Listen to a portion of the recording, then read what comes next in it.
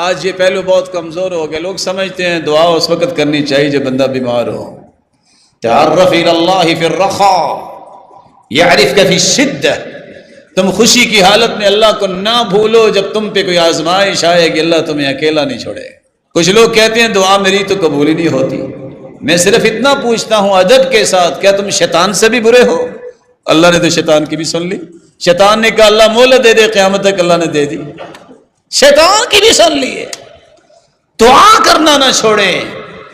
دعا میں جب ہوتی ہے، سیدنا عمر کہا کرتے تھے مجھے دعا کی قبولیت کی پریشانی کوئی نہیں، کیونکہ اللہ یا تو فوراً قبول کر لیتے ہیں یا اللہ اس کا ذخیرہ کر لیتے ہیں قیامت کے دن، یا کوئی مصیبت ٹال دیتے ہیں، ضائع نہیں ہوتی. مجھے ڈر یہ رہتا ہے کہ دعا کی توفیق نہ اللہ چھین لے. حدیث میں آتا ہے جب آسمان سے بلا آتی ہے، نیچے سے بندے کی دعا جاتی ہے، یہ زمین و آسمان کے درمیان گتھم گتھا ہوتی ہے، اور یہ دعا اس بلا کو قیامت تک زمین تک پہنچنے نہیں دیتی.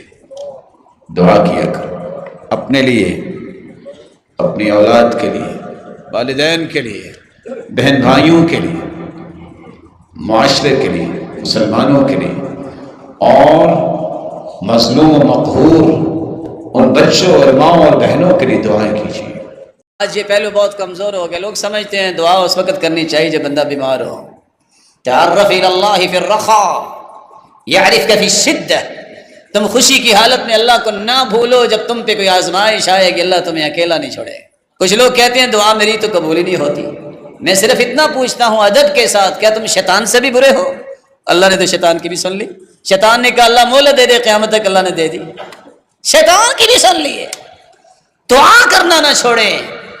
دعا میں جب ہوتی ہے، سیدنا عمر کہا کرتے تھے مجھے دعا کی قبولیت کی پریشانی کوئی نہیں، کیونکہ اللہ یا تو فوراً قبول کر لیتے ہیں یا اللہ اس کا ذخیرہ کر لیتے ہیں قیامت کے دن، یا کوئی مصیبت ٹال دیتے ہیں، ضائع نہیں ہوتی. مجھے ڈر یہ رہتا ہے کہ دعا کی توفیق نہ اللہ چھین لے. حدیث میں آتا ہے جب آسمان سے بلا آتی ہے، نیچے سے بندے کی دعا جاتی ہے، یہ زمین و آسمان کے درمیان گتھم گتھا ہوتی ہے، اور یہ دعا اس بلا کو قیامت تک زمین تک پہنچنے نہیں دیتی. دعا کیا کرو اپنے لیے، اپنی اولاد کے لیے، والدین کے لیے، بہن بھائیوں کے لیے، معاشرے کے لیے، مسلمانوں کے لیے، اور مظلوم و مقہور ان بچوں اور ماؤں اور بہنوں کے لیے دعائیں کیجیے.